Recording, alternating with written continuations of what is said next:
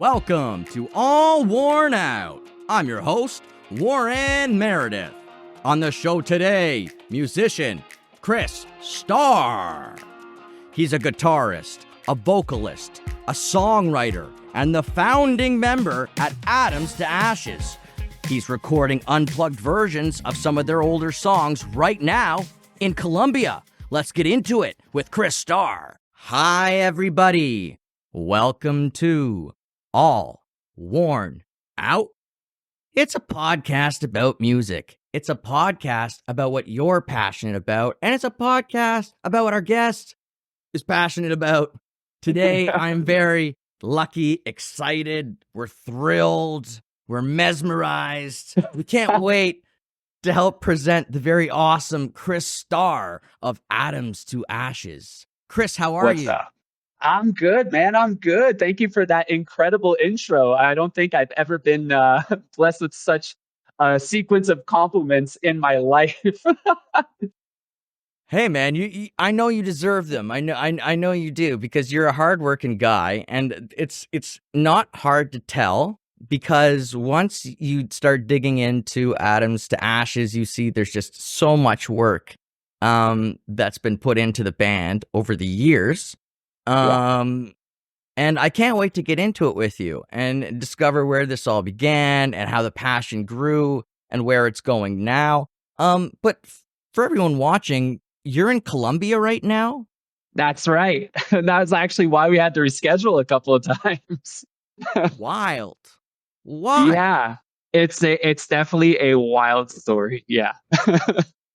Okay. Do you want to start there, or do you want to go back to Colombia later? I mean, we could start there and then kind of work backwards in time.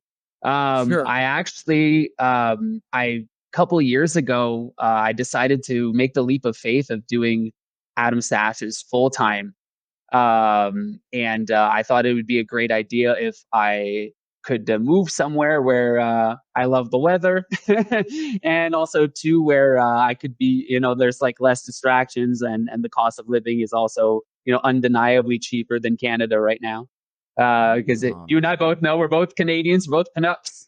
Uh, and yeah, no, it's a tough stitch. So yeah, no, I made the move, I made the leap of faith, and here I am working full time for Adams to Ashes, and that's in a nutshell what I'm doing here. Sorry, so who are you working for? For the band, for Adams to Ashes. Oh, I thought you said another company for a second. Okay, no, that makes perfect sense. Okay, because yes, Yeah. I've been watching the videos and everything that's been coming out from the unplugged sessions.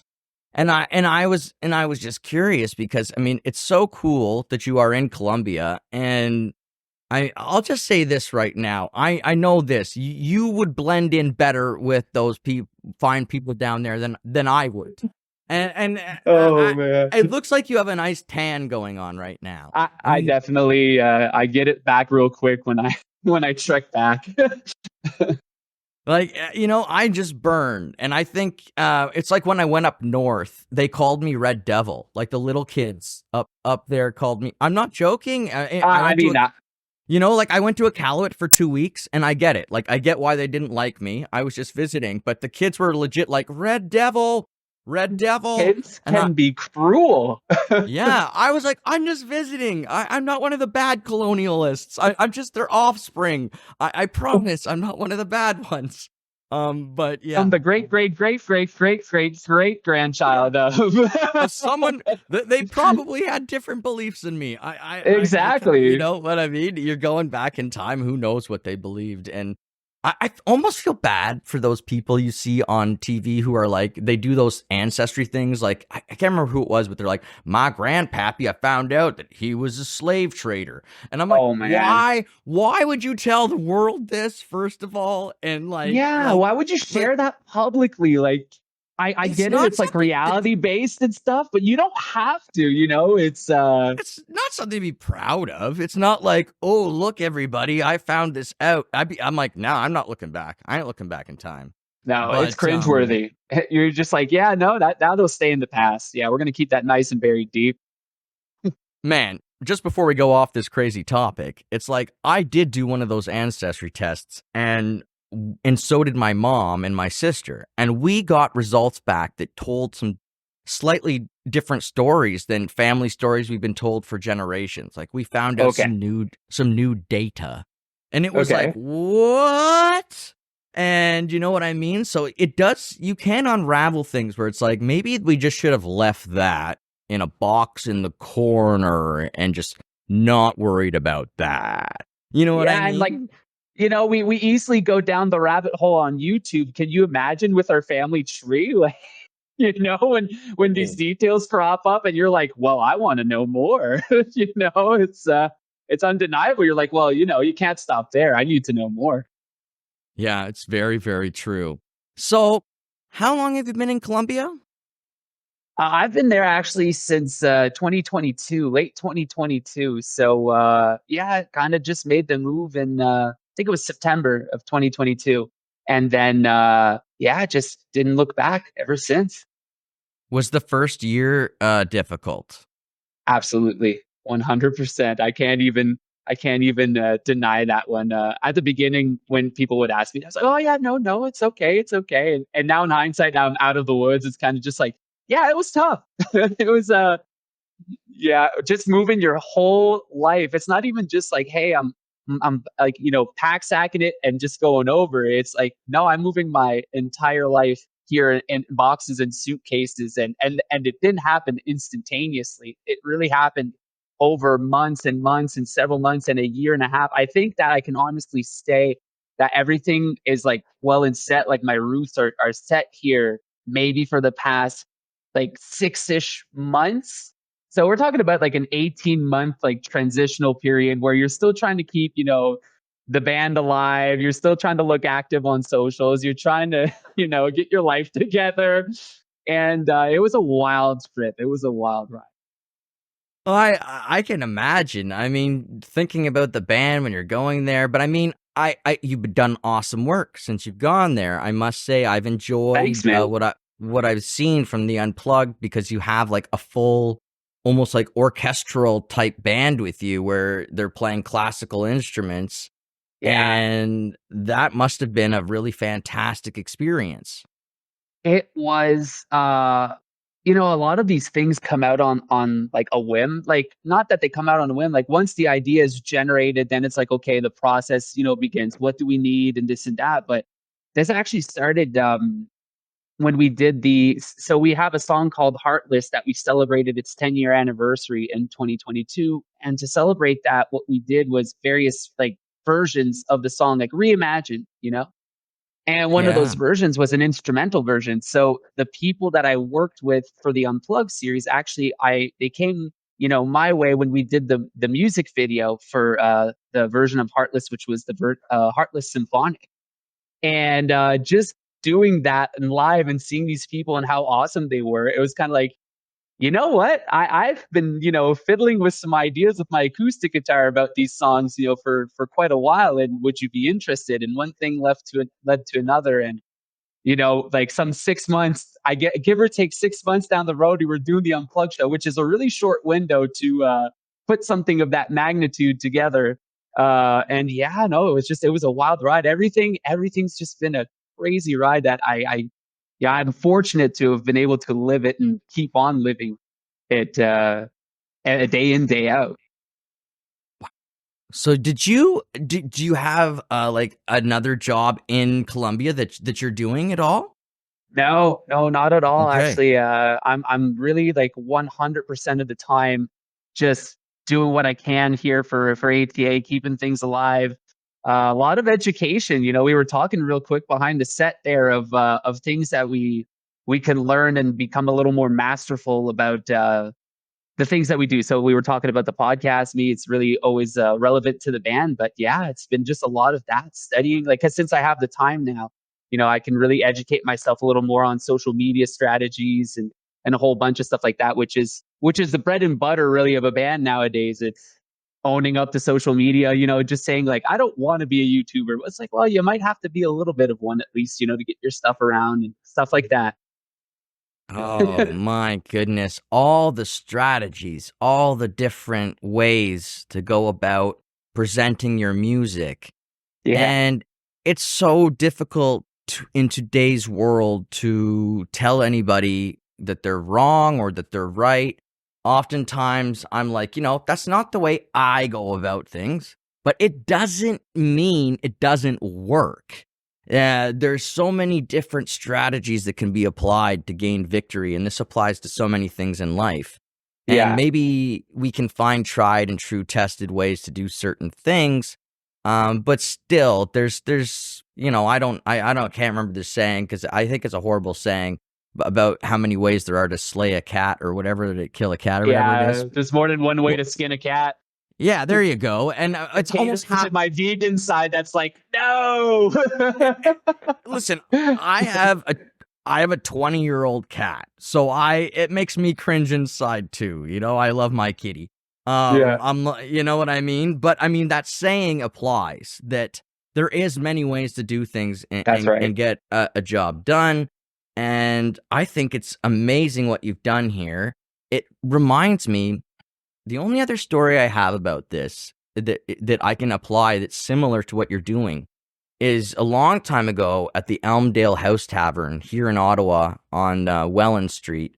I was playing at an open mic, and this is so long ago. And while I was playing with my guitar player, this fellow came and just started playing bongos in the middle of Oh, our. like a jam Uh, sesh. Oh yeah, it well, was an I open didn't. mic. Yeah. Well, I didn't know he was going to do this. I didn't ask him to. I don't know. I can't remember if it was an open mic exactly or what, because I was kind of a little bit shocked. Like, Yeah. I didn't say anything. I didn't stop him because it was actually kind of good. But it was like his own style and everything. So afterwards, I was curious. I want to talk to him. And he says, well, I have the dream of doing music, but like, I don't know how to start and what to do. And I'm like, well, what's your passion? Like, what music? Like, what do you want to do? And he's like, well, reggae. Like, I love reggae. And I'm like, Nice. and I jokingly said, and I don't know if he'll remember this or if he will give me credit for this now, but I jokingly said, why don't you move to Jamaica? Just throw yourself into it. And he did. And What? yes, his Wow. name is Sid Perry, and he ended up going to Jamaica and living the Rasta life for real, and recording with the people who worked with the Whalers, and learning how to become a real Rasta, because you like have to buy like a little patch of land and like work the land and like grow your own marijuana and all this different stuff to like Wow. really live the I would have culture. never thought there was such like a process or like a rite of passage. You know what I mean? Like the things you have to do to gain the rite of passage to be able to call yourself that. But when I saw you when you were explaining this Columbia thing, that's kind of what I'm getting from it, is that a similar type of inspired, I'm going into it. I'm immersing myself Yeah. into a musical scene. And I saw on going through your some of your statistics that I could find that for streams and whatnot, that you guys are quite popular in Germany. Um, Yeah. there's a couple places you guys are quite popular. Germany is one, Czechia is another, or sorry, Chechnya. I can't remember exactly how do you say it. Czechia, Yeah. yeah, Czechia. So yeah, you're popular there. Germany and Yeah. Finland, Yeah. and what's wild about that is I've talked with several guests on this show already about the viability of bands going to Germany, and how bands from Canada that I know personally are having more success going to UK, Yep. Germany, and the surrounding nations. Italy, they're having far more success. So now you're going to probably tell me, I want to know, what is the Colombian music scene like? Well, like here's the thing, right? Like for me, like moving to Colombia, like my wife is Colombian, so it was kind of like an easy way to get into a country and not start from scratch. So there was a lot of advantages doing that. But the other thing too was like in terms of the, like you were talking about the statistics of the band, like that, in Germany, there like people are listening a lot to our music in Germany and Finland, and there's like I think the city in the world that listens the most to Adam's Ashes is like Moscow, and like 90 8% of our fan base is based like online. So really what I was looking for was a place where I could work remotely from and Mhm. just keep everything alive and be able to just, not be too distracted and be able to do this 100% like full time. And then there was just the talks of Columbia. We had been going back and forth a couple of years to do like music videos, and stuff like that too. And I was like, I really like the vibe, the culture. And in terms of the music scene, like here, it's a lot like what you were saying there, like where like in Europe, where like or Europe or those areas and stuff like that too, where they live differently of music. They're the way that they, I don't want to say cater to it, but the way that it's just part of their lives is much different than in North America, or at least I believe. And here you'll find live music everywhere. Like you'll go out and go down, into like the streets or into the city, and you'll find live music everywhere of the culture of here and stuff. But yeah, no, it's wild. I feel like it's something that we had, but so long ago, where live music was a big part of our lives here. In Canada, when I was younger, I played in Yeah. a cover band, and I was in a dying scene when I started playing in cover bands, because it was really the golden years were like the 80s and like 90s, and then the 2000s came along and kind of just killed it. But apparently elsewhere in the world, it kept on going and thriving. So yeah, it's a weird phenomenon. Population density has a lot to do with it, and people are closer to destinations that they are feeling that they're like home with. I think, like in England, people have a local, and not that there isn't people in Ottawa, for example, that have a bar that they always go and attend, like a Cheers or whatever, Yeah, but it's just like that's the way it's done there, is that yeah, people know that's my establishment.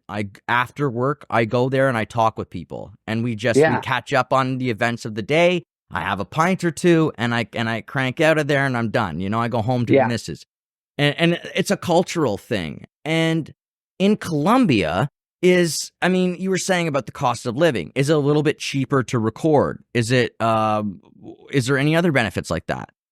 Yeah, like everything is cheaper ultimately, like when you compare to in Canada, like the situation, like what I would pay for, anything, it's always cheaper. It's to varying degrees depending on what you do, but it's definitely cheaper, and it adds up at the end of the day, and when you're trying to make it in music, well, as well as I do, you're counting your dimes and nickels there to try to get some studio time, or for anything, for gear Yeah. or for, yeah, it's so it really adds up in those terms as well too. Yeah. Okay, well that's good to hear. I mean, I think about now I'm thinking about Ginger Baker and going over to Nigeria, and Paul McCartney going in and stealing the idea from them. So there's a guy named Fela Kuti, and I'm probably horribly pronouncing that name, but he's the founder or the godfather of Afro beats, which is Okay. amazing, amazing, and people should go check him out. I'll tell you, like for an example, so he'll have like 25 people on stage playing instruments while they're Okay. doing the live performances, and they'll be like 15-minute songs, and then Okay. once he'd record that song, he would never play it live again. That was it. It would people Oh, he knew was like, making a unique experience out of it. oh, very unique. And Oh, wow. he had horns and drummers and all these different people on stage that were creating this incredible band life experience. And so all the famous musicians of the world, they knew about him, and they would go visit him, and like everyone in Nigeria knew who he was, but nobody in the rest of the world knew, and he didn't care. He like did not that didn't bother him. He was like a national treasure. So he was approached, I think, by Ginger Baker, the famous drummer, and he was all like, "I want to make a studio in Nigeria because, like, an Uber studio, Yeah. amazing, where all the Your big dream artists, studio. Yeah. where we're gonna get the big artists to come." And Paul McCartney came on an invited visit, saw it, and then he built one before before they Oh got no. theirs done. Yeah, Oh yeah, yeah. no. And It's like, I don't way to go, Paul, for crushing a man's dreams. right? And I don't Oh know if man. like I don't know if he did that before or after Michael Jackson did him bad, But I You know mean, what? I feel like it's after that. That feels like a bitterness move there. He has a chip. I felt like he had a chip on his shoulder there. I'm not going to make the yeah, same mistake twice. Yeah. yeah. Well, I mean, Oh that's how. man. I mean, Michael was a smooth criminal. When you hear that story, and he's doing this whole like friendly collaboration, and we think about collaborations, how big a deal they are in today's pop music world, Yeah. and I can't imagine an artist stabbing another artist like this today without it being like huge. But like Yeah. he's able to get out of him. He's like, well, how much do you think it would cost to get it? How much do you think it would cost to get the Beatles? And Paul just said throughout, I don't know, 64, 60 mil, 65 million. And the next day, that's what he bought it for. He put that number in, it was sold. And Yeah. so it's like, So it's a oh, wild story. You never know. It's kind of like to be a fly on the wall, in those situations and be like, just to kind of absorb it and be like, what was he thinking? Like maybe Paul McCartney was trying to flex and say, oh, you can't afford this. Yeah, I know it's 64, 65 million. It's like you're talking to the king of pop here, and then yeah. hey, he whipped out his checkbook and it was like, it's a done deal. And then you're kind of like, that's why I said, like, he kind of probably had the chip on the shoulder after that. He's like, I make a lot of money, but I'm not going to ever take for granted that no one else is making the kind of money that I'm making either. Who knows? Who knows? But yeah, no, to be in that situation and just see it. Oh man, what I wouldn't do. Some of the angles that you can look at it from and see that like relationship wise, if the Beatles had just been on good enough terms to have a 10-minute conversation together, it all could have been avoided, because the big issue was getting John and Paul to fork up equal amounts of money and everybody to fork up the money and what percentage of what. And then, then someone just came along and said, oh, I'm just going to put it all up because you do not want this music sitting around for sale. Absolutely not. And Absolutely not. he lived off of it it saved him from bankruptcy. It's why his children have money. Like his catalog, Sony really screwed him on it. And that's again Oh why yeah. he didn't care about going after the Beatles, because he got screwed so badly on his catalog at one point in time. So, Yeah. yeah. Anyways, See neither the here. the perpetuation of screwage. You know what I mean? It's kind of like it's kicking the can down the road. Here's the craziest story, right?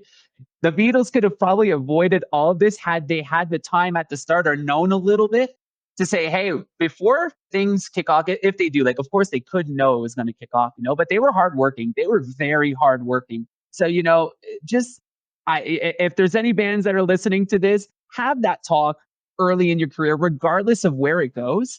Make sure you guys know your shares, where your royalties are coming from, all that basic knowledge. Make sure it's nice and clean on paper somewhere, not a napkin. And that way, if it does kick off, great. You don't have to be having a difficult talk. It's better to have these talks when you're worthless than when there's like $100 million on the table and it's like, well, I remember I wrote this lyric, and then somebody else like, no, I wrote this song. Like, no, bands, have this chat early in your career, because you never know what's going to happen or what could happen, especially in this time and age. I think we live in the best age for music discovery, and some people would feel a little like about that, but it's true.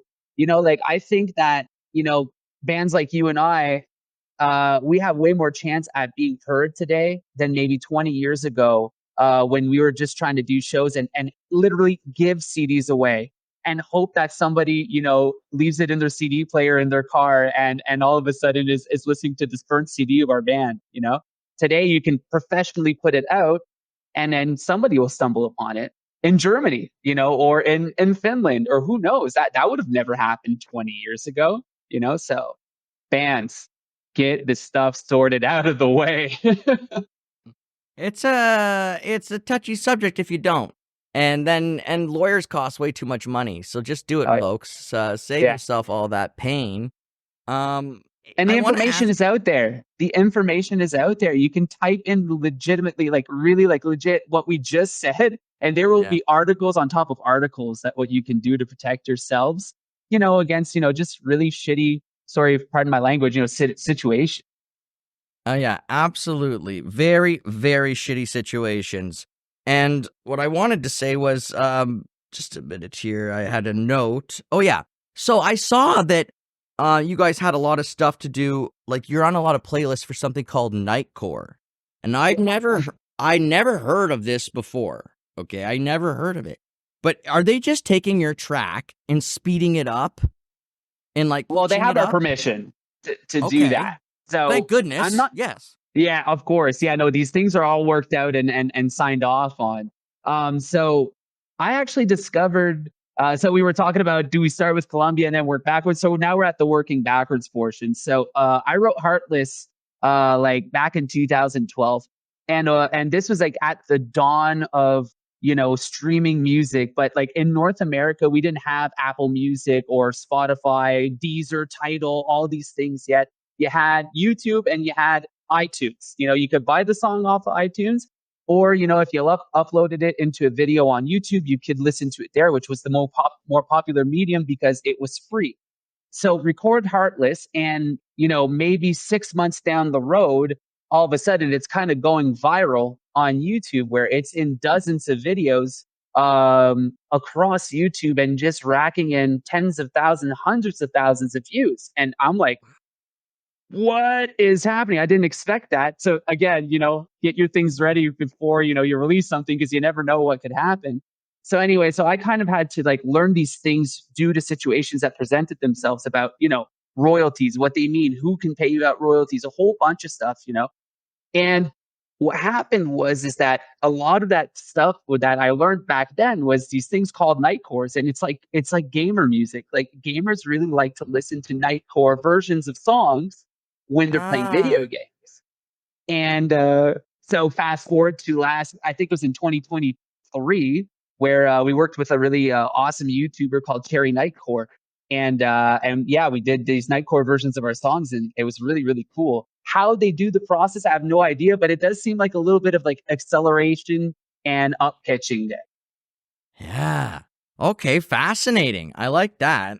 It reminds me of Double Experience here in Ottawa. They play at a lot of Comic Cons and stuff like that, and I think they call their music nerdcore or something along those Probably lines. And derived from that. Yeah, they're really good with their theme. I love their theme for everything.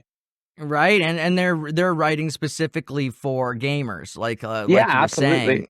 and they have success, like you were saying, where there's lots and lots and lots of gamers on the internet, folks, and a lot of them want to upload to YouTube, and a lot of them want music to upload with, Yeah, and et cetera, et cetera. So I mean, it's cool when people find a niche or find a way to find a new avenue, like to go down and find new people. I think it's yeah, great. yeah. We released And a country slow song once, and when it came out, it was pitched up and it was sped up, and the song was Gone Runaway, and I was so upset because I was not expecting this whatsoever. But when I listened, I was the Chipmunks, and it was like, yeah, yeah, and I yeah. was like, what is going That's not on? me. I did not I did not plan this. And so Spotify like wouldn't apologize. And I'm like, well, look, man, we'll send you the track again, the exact same track. And then Yeah, they re-uploaded it and it was perfectly fine. And so yeah, we were just like, yeah, somebody did something wrong on their end, or something just went horribly wrong in the Matrix. Um, but but you know what I mean? But it was such a absolutely, surprise. 100%. You're I've going to uploaded, listen I to don't it? know how many songs to Spotify, and like knock on wood, like knocking on my acoustic Right. right now. I've never had any upload problems, but of all my artist friends, I think they've had at least each one, and you're another to tell me this. And I'm like, how does that happen? And I know like everyone has an etiquette of sending it in, and also to your distributor usually gives you some pointers too to make sure that that doesn't happen. And yet it still does happen. And it's unfortunate because you don't see that. Well, at least you don't think it happens, but you would probably hear about it. But it seems to only happen on the smaller independent level artists, where it's like, yeah, something went wrong with your song, or it's not appearing on socials, or this or that. It's like, thanks for making my life that much harder.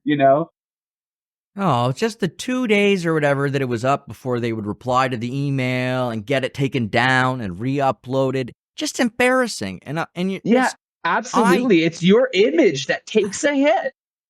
and I love promoting. I love building the hype up and telling people, come on and listen to this song. It's coming. It's coming. And then Absolutely. to do that, and then finally they listen in its Chipmunks version, and it's like, ah, my good Lord. So yeah, it's not all glamorous, folks. It's just like how Wow. a show can go off the rails. So can an upload. So can all of that stuff, you know? And I was talking to you before about how I've been learning about audio editing with AI software. And I've been learning about video editing with AI software. And I've been doing so much of this myself, like hands-on, learning it Which is myself. awesome, by the way. I mean, your podcast is like Yeah. really well, like everything sounds really great and you're doing a great job, not just like in the technical term, but also too for what you're doing for the independent music community. Like it's really cool. There needs to be more of this. And I totally applaud you for doing what you're doing. Thank you. I saw that it was time, in my opinion, because there's a lot of podcasts now, and it's not about someone being famous. So it started to change where it became where you could be an expert and go on a podcast, a comedian go on in a podcast, an accomplished musician could go on a podcast. That's all changed now. I think people are interested in people. And Yeah, absolutely. I think they're interested in the struggle, the gains, the fallbacks, everything. And eventually, you know, it's amazing as well for me because everybody has such a different story and such a different approach. But what I find is the same is this drive and this rock hardened passion that is just unflinchable. And I think out of 58 guests, and you're number 58, good sir, I can't think of anyone that didn't strike me as being this like passion driven for the love of music, not for the love of money, not for the love of fame, for the love of music. And I think that's why people are ready for it. Yeah. And also too, I think that you know, there's a lot like when we were starting out, you know, like I don't know when you started out, but like I started out in this stuff like in my late teen years, and there's a lot of beliefs that we had growing up and stuff. And the industry has changed so much, like the mediums, how music is consumed, the way that you promote it, and everything. And I think that, you know, that drive that you're talking about and stuff too, like a lot of bands could have that more. There's just one thing, it's in the way. You got to you got to stop thinking, you know, about that imposter syndrome. Like you do know something, you are good at something, you know, stop thinking that you're not good enough at something. Go ahead and try it and do it. And you're doing that exactly with your podcast. It's like you don't claim to be anything other than just a music enthusiast that wants to talk about music with other musicians of the same, you know, Yeah. independent music scene, and that's enough. You know, Yeah. why do you need more? Why do you need to be absolutely excruciating, you know, on detail with everything? You don't, and that's the truth nowadays, and people love that, like you said. Yeah, it'd be the same if I was a chef and I would be trying to talk to all the different chefs in the city and across the country because I'd be so interested in knowing about their journey. And when I took a step back this summer because I had to, I didn't know what to do. And with my time, I had to cancel my summer plans. And then I was just like, well, I've always said it would be fun to do a podcast.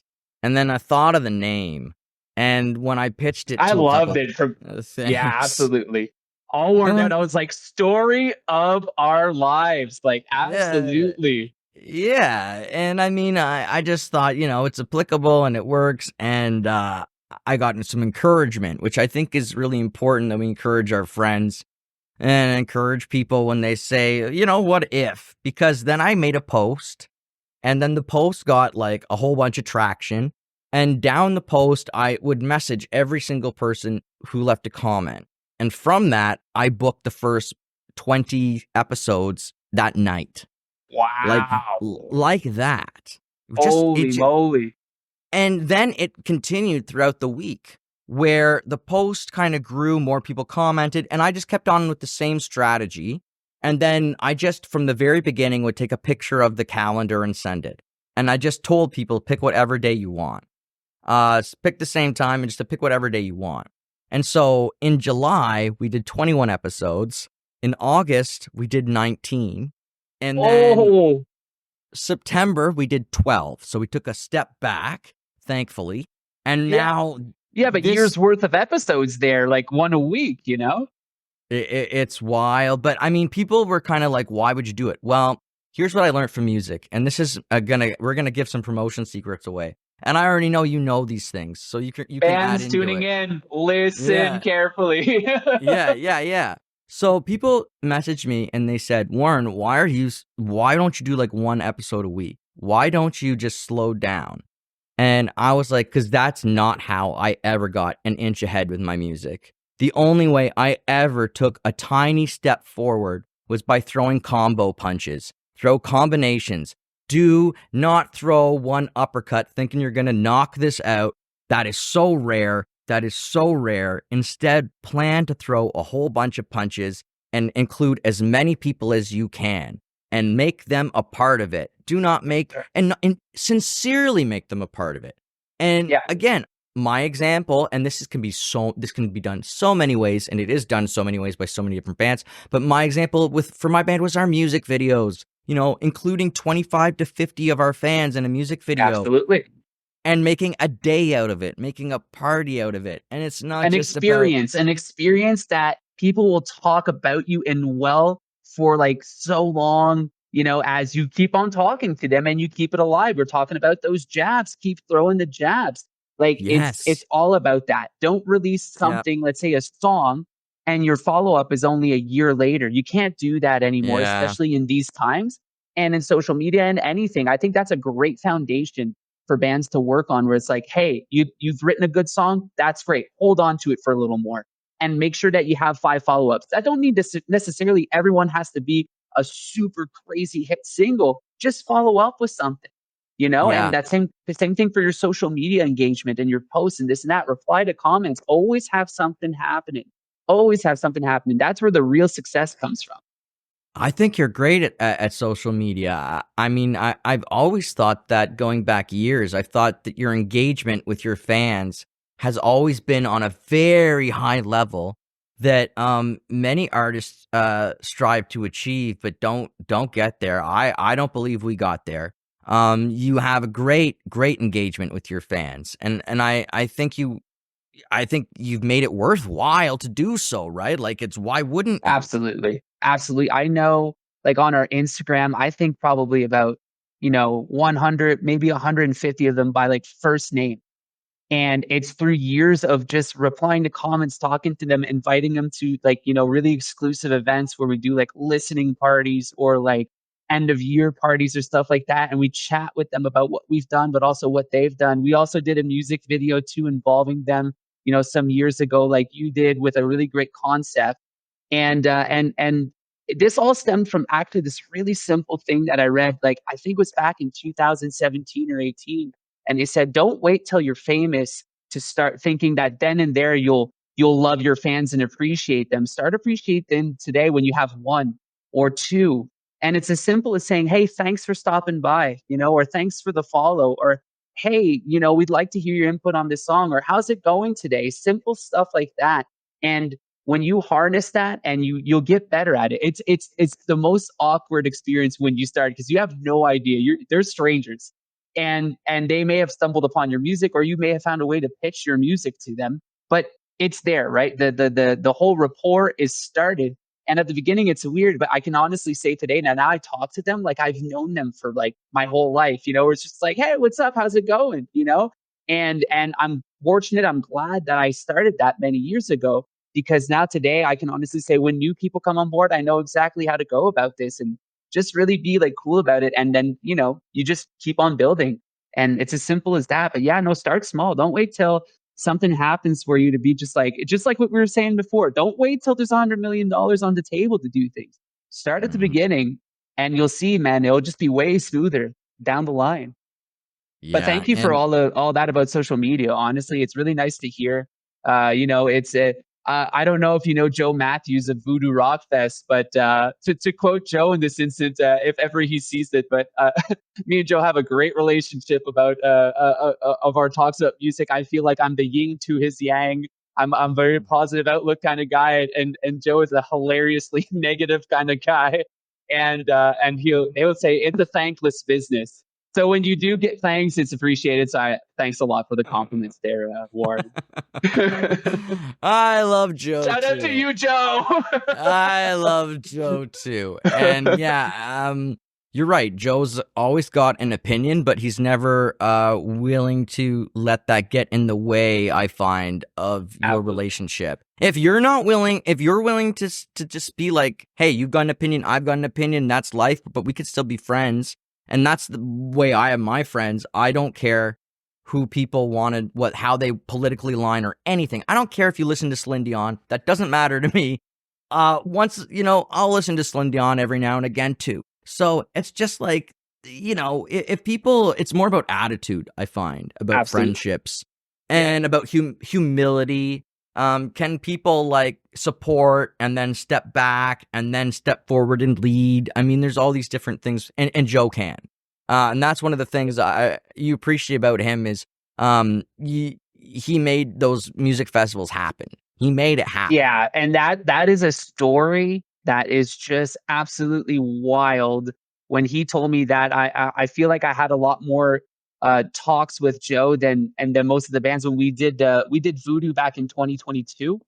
Hmm. And it started off as just sending in our press kit and whatever, and then talking back with Joe, I'm really organized with my stuff. So he started by telling me, hey, you're really organized with your stuff. Thank you so much. I appreciate.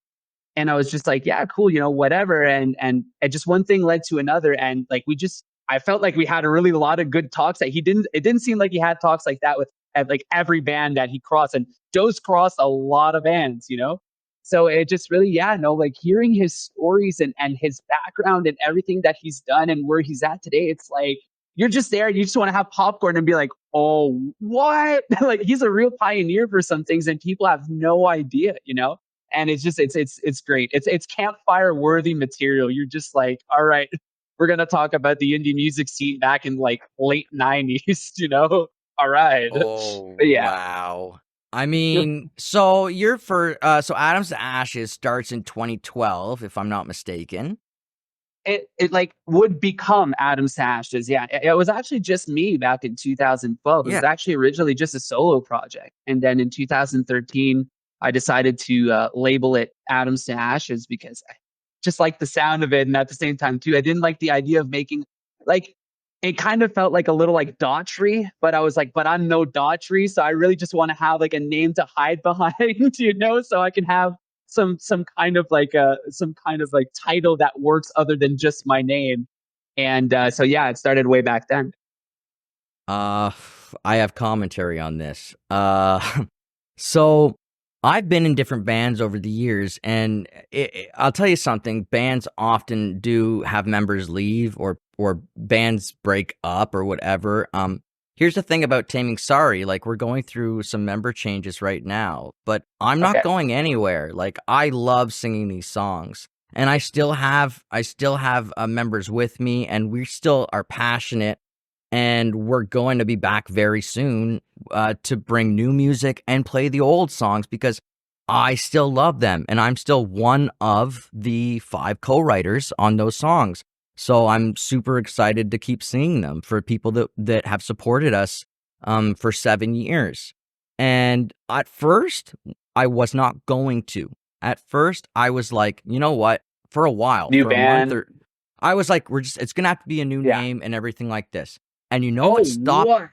you know what stopped me from doing that was all the guests who came on the podcast. I would talk to people after the show candidly about myself and what I'm doing. And I found time and time again, I had met with people like the Angelina Hunter Trio. And she was like, why do you think my band is called the Angelina Hunter Trio? I met with John Allaire. And John Allaire, why do you think it's called the John Allaire Band? And so on and so forth, right? And so I totally understand what you're saying. And this is kind of why I get a little bit emotional when, like, I know it's not right, but like I got emotional when they changed the vocalist for Linkin Park, when they brought in the new girl. And Yeah. people were like, why? What's like, there's nothing wrong with it. And I'm like, it for me changes the soul of the music itself. And unless you're like as talented as Eddie Van Halen, then it's gonna be difficult to keep that same structure around it. You know what I mean? Otherwise, Yeah. I find you get like a Journey situation where the vocalist is just there to cover songs. They are no longer there to like create and add on to the soul of the story.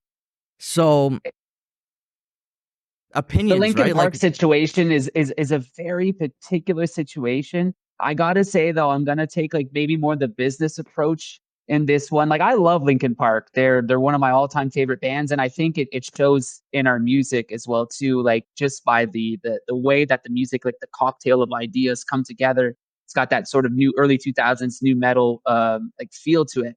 And I'm gonna play like a bit of the business side of things because I'm really into that a lot. I have to for the band, but like I was thinking like hearing all the stuff, and I was like, like Mike Shinoda has probably just as much rights in this band, like on paper, than the other remaining members. So when you have a majority count, you can push forward with it legally. It doesn't make it necessarily. I hear what you're saying, and it definitely changes. People are like, why don't they just start a new band and this and that? And there's actually another podcaster that I listened to, and you said like this their legacy. They worked so hard to get what they did, and then you would be asking them to give that up and start new.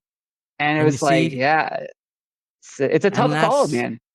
And that's you're exactly right because that's where I'm coming from. That's where I'm coming from is I don't want to give up the 20 songs that I've worked my butt off over the last 7 years to write, record, labor of love, and just because other people have grown out of it or moved on in their lives, because we've only ever had one member and ever a band member change where it was like a negative experience for us. And Yeah, any other time we made a change, it's been very amicable and just a matter of, oh, this person has other things in their life that they really got to deal with. Only one yeah, time has it ever been like, I don't think I can work with this person anymore, you know? And gosh, when that does happen, it's difficult. And oh yeah. I don't wish it on anyone. Like people that people might think like band drama or whatever. Oh, why can't they just get along or whatever? And sometimes it's just not that easy. Most times. Sometimes, yeah, Most times, like most times those wounds take years to heal. It's they say like having a band, like a band breakup or like members coming and going or and stuff like that. It's like a marriage. It feels like divorce. And I've been down that road so many times with Adam's to Ashes. Like so many times we've had, so many lineup changes. But like you, I've always been like the core, like, singer staying there. So just kind of pushed forward, new faces, whatever. We keep going. But I think the last big change that we had was like the last drummer, and like it was personal on his end, and it did end up being like able to be. I wouldn't go as far as say amicable, but there definitely wasn't too much tension. It was very neutral. But even in that circumstance, it was still hard. It was still difficult because you share memories. You're talking about the music. yeah. It's not just the songs, it's the building of the songs. It's everything that you've gone, the music videos, all the in between stories, like some would say, like the BTS journey, the behind the scenes of everything. And it's like, Oh, this is just not just like, it's not just memories, it's feelings, it's emotions, it's all involved. And it's tough, man. Band lineup changes are difficult. yeah, So difficult. Yeah, like good for you yeah, guys for keeping the name and still going forward and saying, hey, we're going to pursue as this because this is the project. The project is called this and will be this as long as we decide, and good for you yeah. for sticking to that. Yeah, and when we played the songs there, auditioning some people recently, it felt good. It sounded good. It felt good, and it was really intriguing and interesting to hear some different stylistic approaches to the songs. It was very Yeah. intriguing, New and textures. then oh yeah, very very cool, and and so I'm ready to get back full into it, embrace it. I'm gonna wind the show down here slowly as we approach December, and approach a new year, and then make changes to the podcast, make plans on how to make it better, all that good stuff. So I want to talk about Atoms to Ashes and just go through some of what my notes are. And so I saw that, for example, it was only 2 weeks ago, you guys released the Unplugged Live performance videos? One of the series was actually 2 years ago, so I think that was the third release. So Okay. exclusive, third of six. So anyone who's hearing this or is gonna hear this, there's still three more to come, and we're kind of releasing them at like 3 week intervals here till Christmas. So yeah, stay tuned for that. Very cool. And Yeah. do you miss Montreal? Does Montreal pop into your mind often? Oh, definitely. I get homesick sometimes. It's a little easier to deal with, let me tell you, when the winter months roll around. I'm very happy to be with my palm trees in the December Yeah. to March months. Yeah. But yeah, no, I get homesick. I think like anyone would. I'm not a person who's like, yeah, no, I didn't leave on a bitter note, saying like, screw this place, it's going to hell. It was really just like, thanks for everything. I have an opportunity, I'm rolling with it. So yeah, I do miss it. Yeah. So since 2012, you've released a lot of music, I would say. And I mean, how would you describe it? Because I've seen it described as alt rock, but I don't know if it's alt rock, to be honest with you. How would you It describe it?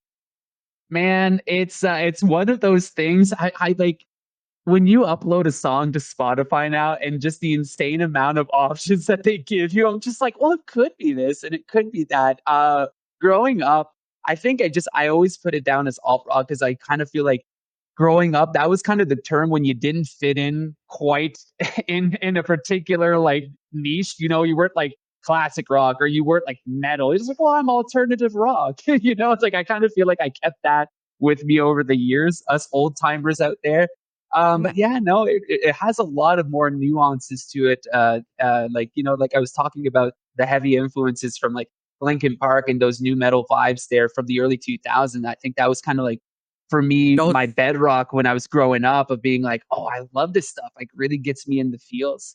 And but I wouldn't label it that, but I would give it a little nod of saying, yeah, there's some new metal vibes in there. There's some rock vibes oh in there, and yeah. There's some punk and there's some hardcore. yeah. There's several different vibes coming through that I can pick out. And I'll tell you what, I even sent the music off to I sent it to my bass player and I'm like, how do you hear this? How do you hear this? And he was like, yeah, I'm hearing a lot more than all. And I'm like, me too. I'm like, I think there's like some cool different genres coming out here. For Which sure. I think is cool. We've gone through a lot of influences. Absolutely. To stay inside of a genre, you need to apply by all these very rigid rules. And I think if you are creative and you're like applying some different elements from different genres, that's what happens, and it's Yeah. very cool. You And know? characterizing it and like three drop downs when you're uploading it is not enough. So you kind of want to stick to like a sort of generic rule of thumb. It's Yeah, yeah, you don't want to make it more or less because it kind of becomes like a long story. It's like, well, how much time do you have? It's like, okay, whatever. Let's just call it alt rock or modern rock. I've actually been calling it a little more that because I yeah, feel like some bands too that we follow and that we really look up to, like Shine Down and stuff like that too. They're more labeled as modern rock, and I was like, okay, well, I can see us kind of meshing well with that. Let's hop on that bandwagon. But like you said, as a creative, we don't really like to label it as such, but for some practical uses, we do need to label it in certain very easy, tangible ways. And sometimes too, it'll surprise the listener when they're just like, I'm looking for something of this genre, and they listen to it and they're like, oh, I wasn't expecting this at all. And it's like, but I like it. So there's a bit of a strategy in there as well too. excellent, excellent. Well, yeah, no, not a criticism. And also, I've spoken with many artists on here, and this is a reoccurring topic that what genre are you? A lot of the metal bands, they'll go into this discussion with me, whether they're new metal, this metal, that metal, whatever. Even myself, I don't. So on Spotify, we might be classified as Southern rock, but what Uh-huh. I would, but I would tell people, yes, but it's classic rock, and there's also some alt rock. There is blues rock. There's other elements coming out of it, and For then sure. we try to go with a pattern. Of course, we pattern it as best we can to a certain audience. But I mean, that's again, it's a process. It's artistic. It's what you feel. It's what you want to do. It's what you want to present, Exactly. and ultimately, I think it's great when the things we intend to come out. You know what I mean? And it's like when all these different influences come out, it's I think it's a beautiful thing. It's a nice thing. Yeah, Um, totally. so what's gonna be next for Atoms to Ashes? Is there gonna be more recording? Are band members gonna go down record with you? Are you gonna have do you have new members down there? Well, right now we're going to finish the year with the Unplugged series there, and kind of wrap up 2024 like on that really cool note, the variants of our own songs, but in an unplugged format.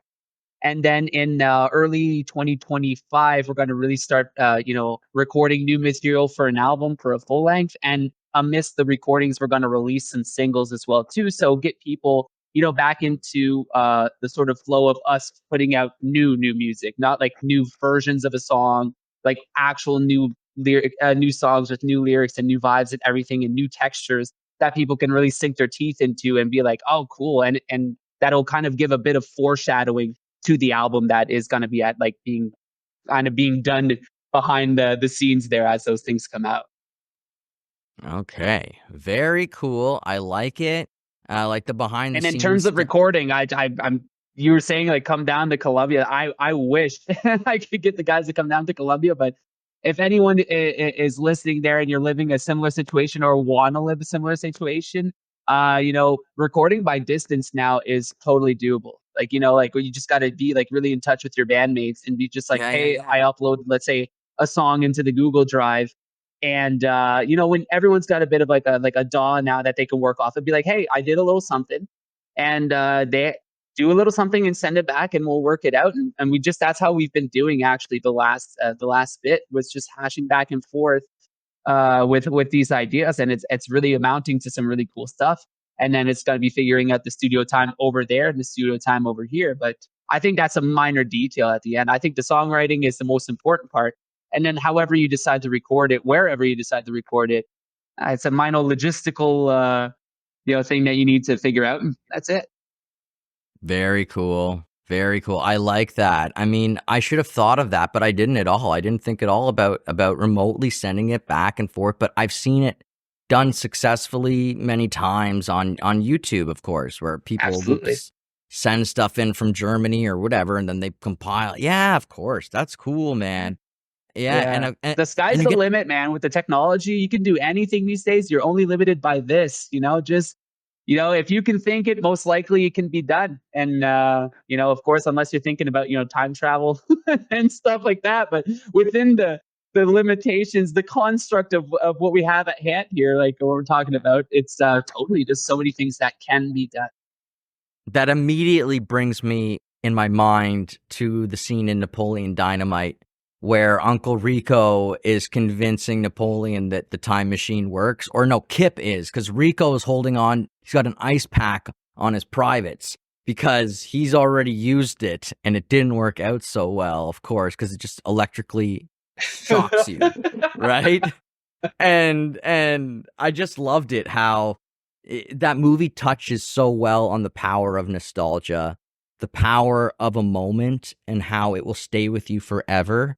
And when I Yeah. first watched that movie as a kid, as a teen, I didn't get it. I didn't understand it. I thought it was out to lunch.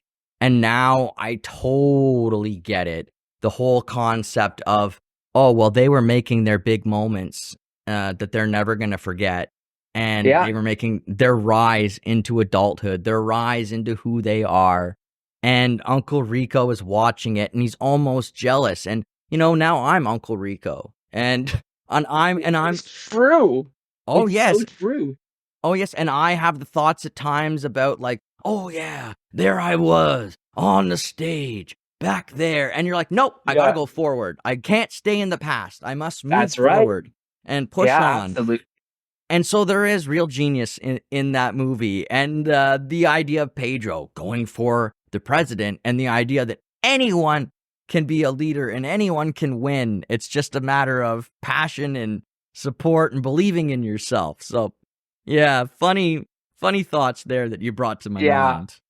And it's really cool that you bring up the whole aspect of like movies that when we're younger that have something to them that we just don't get because you're lacking life experience.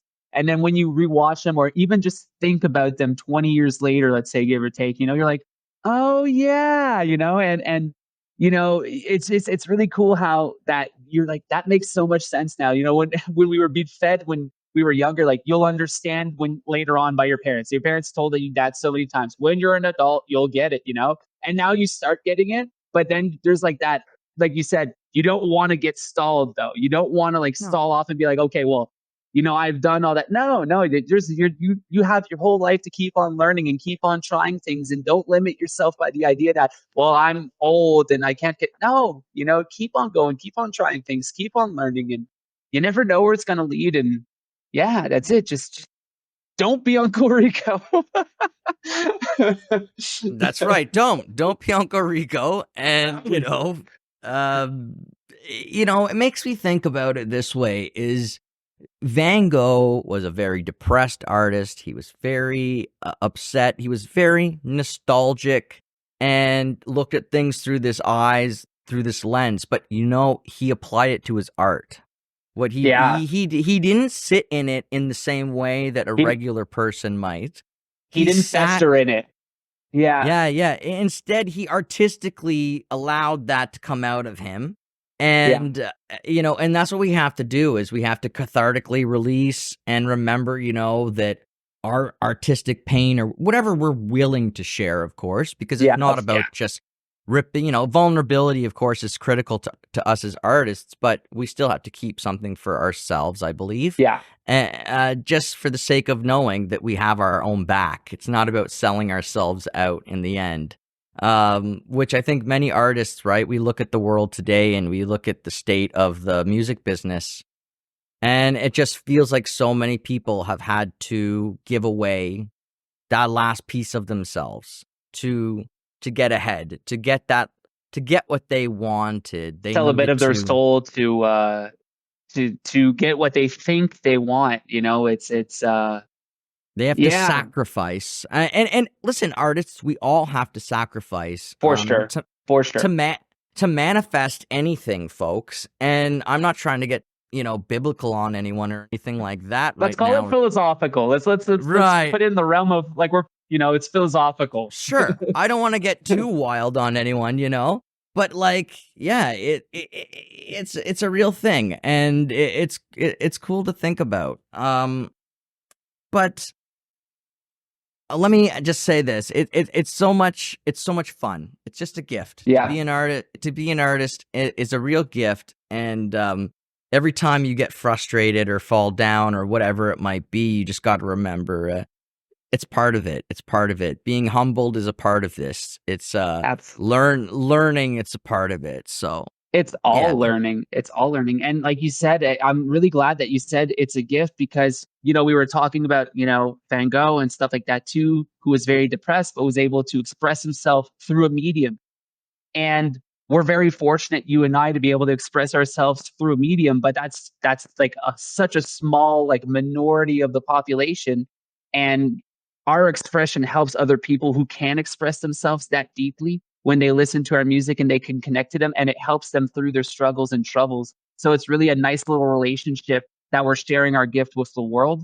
And again, I said it like, way before earlier in the podcast, but it's like there has been no better time to be able to share that gift with the world and get it out there. And you don't know, probably like per se, like you see your Spotify artists or stuff like that, stats or whatever, but that's just numbers. You don't know actually you've helped probably hundreds, thousands of people just by saying, I'm going to actually express myself, make a song and put it out there. And your one action has contributed greatly. So you sharing that gift with the world is tremendous. It's just yeah. tremendous.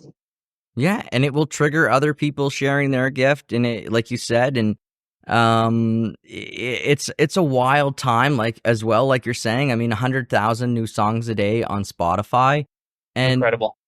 all you can tell new artists is like it's about the journey. In no way is this about a finish line. You will never feel accomplished if you look at it that way, because there just isn't. There just isn't. I mean, you could win a whatever you want to call it, a Grammy, I guess. You could win that, or a Juno tomorrow, You'll be and feel here and then you'll want to go here and there and there. And that's why you right. got to celebrate the milestones. I Yeah. think that's one thing I learned really big over the years in my personal life, but also in music as well too. It's like, hey, you release something and somebody's listening to it. That's a milestone. You got 100 followers on Instagram. That's a milestone, and be proud to say it. A lot of people get really shy about it because they're like, well, it's only 100, or it's only this, or it's only that. Stop comparing yourself to others. Celebrate those milestones that are important for you, and everyone's definition of success will vary. But you got to be also too not shy about being like, hey, I'm proud of that, and just celebrate those milestones. Be happy about it. Do your thing. Do you, and that's it, man. Just live your life and appreciate the journey, because the journey never ends. You know? No, no, and the songs can have a never-ending journeys too if you put your heart and soul into them and you continue to give them love. Then they can as well continue to go on and do what they do as songs. And Yeah. yeah, it's really cool, man. I want to say thank you so much to Chris Starr of Atoms to Ashes. Folks out there, go to Spotify, go to YouTube, go to the Facebook page, Instagram, of course. I've got Yeah. links below for you. We're friendly. And Like Warren said, we'll chat you up, man. You come and like our posts or comment and we'll talk right back to you. yeah, absolutely. And get into their music, give it a try. And you're probably gonna like it. You're probably gonna love it. So get into it. Give it a chance. That's what you have to do with Canadian artists out there, folks. Look, we're really not that different than other people. Yeah. And now look, Chris is in Colombia, so now come on, and there's no reason. Now he's got that Colombian edge to him. Uh, But give independent music a chance. I think, like, no matter where you are in the world, give independent music a chance. You will be surprised. I started applying this in the last, 5, 6 years of my life. And one of the things was like, I remember when I was younger, it was so competitive. I'd go to shows and I'd be just like, we got to be better than that band. And now today, when I go do shows or I see bands I'm like more like, hey, what you're doing is so cool. And I love discovering all these indie bands through other people too. Like I discovered you guys at a late night trouble show. Actually, it was so cool. It was just like, hey, these guys are from Ontario. These guys are awesome. I like them, and just a bunch of stuff. Like take a chance on independent music. You will be just really surprised at the kind of quality and the kind of just greatness coming out with independent music. Yeah, and let that band know, let that artist know, if you like Yeah, it. Let them know in yeah, some capacity. I mean, you don't have to, definitely. like, oh yeah, I could say go buy their stuff. Just let them know. Start small. You can give support. It doesn't have to be about big shows of it. Just start small if you want, and then keep coming back for a little bit more. And gosh, like you said, it's in today's day and age, people can find whatever they want. They can find anything, and there's endless options now. So you will find Absolutely. something that you love. Thanks again, Chris. I mean, this was a lot of fun. I wish you Yeah. the best of luck in Colombia. Keep Thanks, kicking man. butt, keep kicking ass, and we'll talk again hopefully in the new year, and we'll get an update on everything going on in Atoms to Ashes world. For sure, man. Thanks for having me on the podcast. And thank you out there for watching. I hope you had a lot of fun with us. I hope you enjoyed it. I hope you I hope you tune in next time on All Worn Out. Out. Bye bye, everybody. Later.